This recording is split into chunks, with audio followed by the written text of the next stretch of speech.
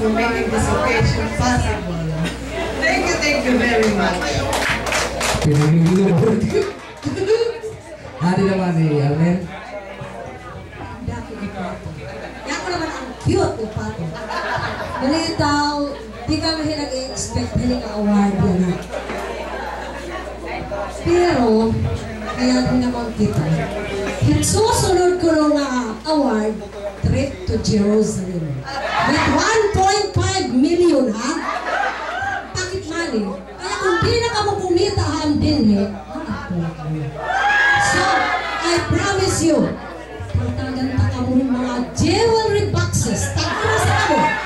Bahala na ka mo pumalit yung jewelry inside. Diba? Malitaw.